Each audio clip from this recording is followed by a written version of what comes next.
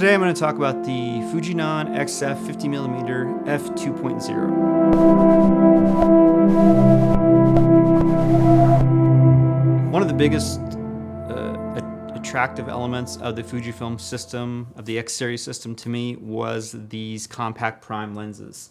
The first one I purchased was this actual 35mm f2.0. I say actual because a lot of gear I have sold and some I've rebought, but this is the lens that stayed with me for like 6 years now or 5 years. I've used this lens on every Fujifilm camera I've owned, and I don't see myself selling this lens. I will never say again that I'll never sell a piece of equipment, because at this point I've bought and sold so much that it's hard to tell. But I started with this 35 f2, and I've always been impressed with the performance. I've always appreciated the compact size and design and the build quality, the metal feel to it. I've appreciated the feeling of the aperture ring, the fact that it has that aperture ring,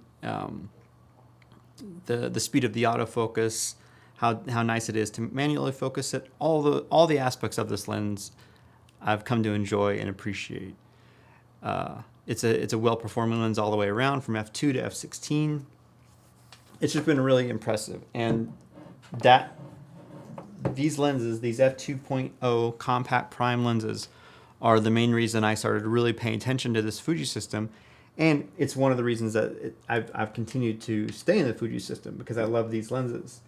And the second lens I got of the compact primes is the 23mm f2.0. This might be the sharpest lens I've ever owned. I've tried, like I said, the 35 f2, the 23 f2, the 16 2.8, and the newer 27mm 2.8 as well. So I've tried a handful of these compact primes. They all have their bright spots. They're all fantastic values. They all have fantastic build quality, and they're all really small and compact, and they pack a lot of quality in that small size and in that relatively budget price. And this 50mm f2.0 is no exception. It's been a great addition to that collection. This equals out to about a 75mm, or according to Fuji, 76mm equivalent full frame focal length. It has a lot of the similar attributes and specs as the other Fujifilm lenses, the compact primes. It has an aperture range from f2 to f16 with a third stops in between all that. It has a similar metal feel and design as the other ones. It has 9 aperture blades, just like the 35 f2. It's a little heavier than the other ones at 200 grams. And the other difference is that the filter size is a little larger than 35 and 23. So the filter size on the 50 f2.0 is 46mm, and the filter size on the other two that I own is 43mm.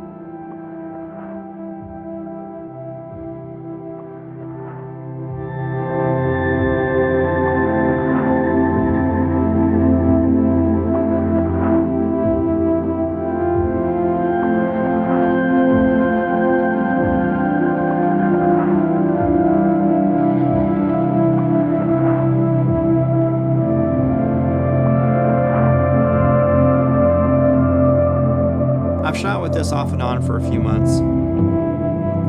The thing for me is, since I shoot city street stuff, I don't shoot with this focal length a lot, meaning the 75, a slightly longer focal length a lot.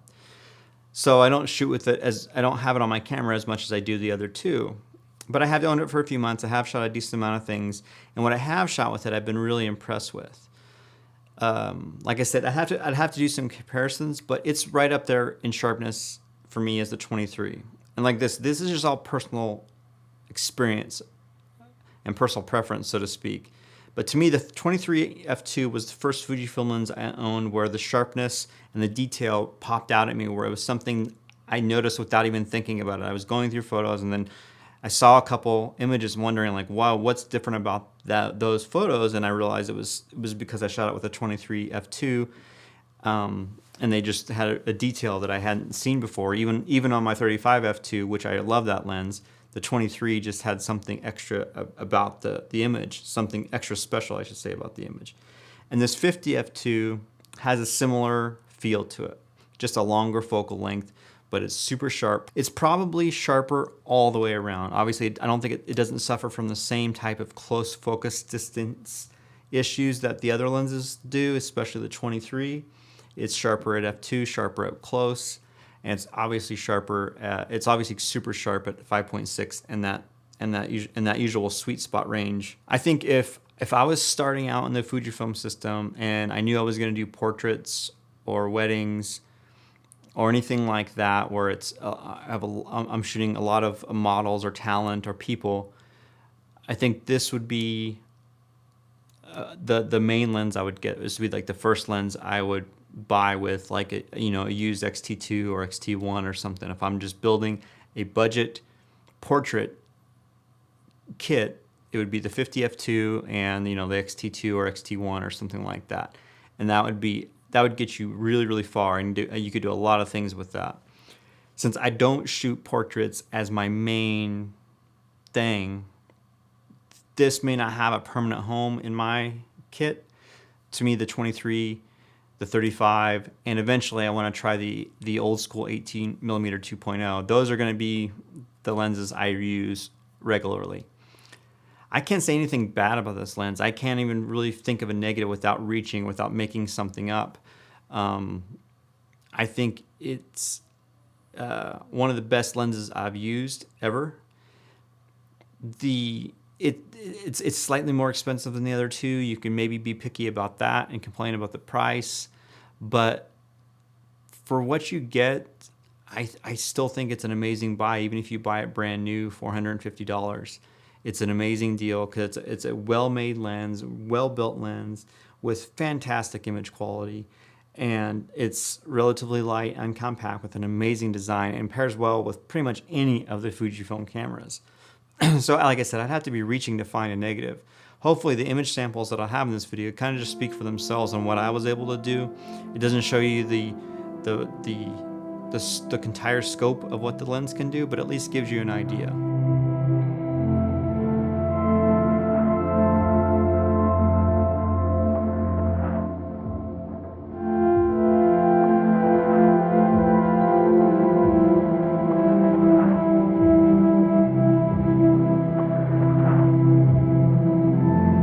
I think making any decision like this, especially with a 50mm, I think you have to know what you want, what your photography is about, and what you want to shoot. Obviously, if you want an extremely shallow depth of field, you might look to the 56 1.2. If you want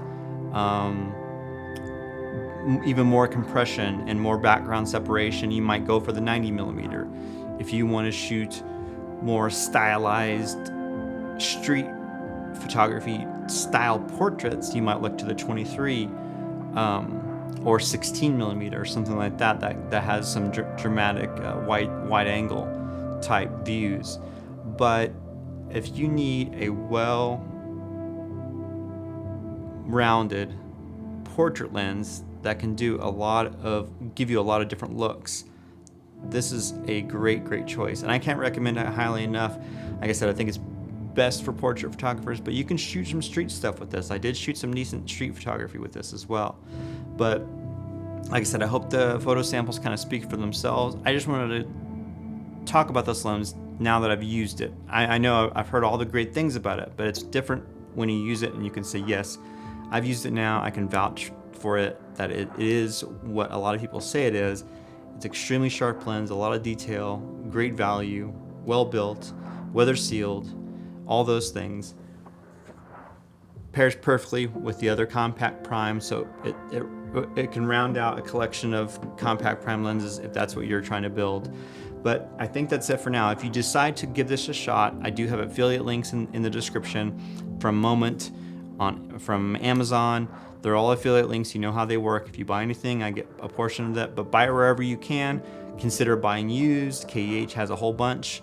Or at least it did last time I checked, and there's some good choices there as well. So let me know if you guys have tried this lens. I will continue to shoot with it for a little bit and decide whether I'm going to keep it or not. And I appreciate every one of you guys as always. If you haven't subscribed yet, I invite you to do so. And I think that's it for now, guys. I will talk to you guys soon.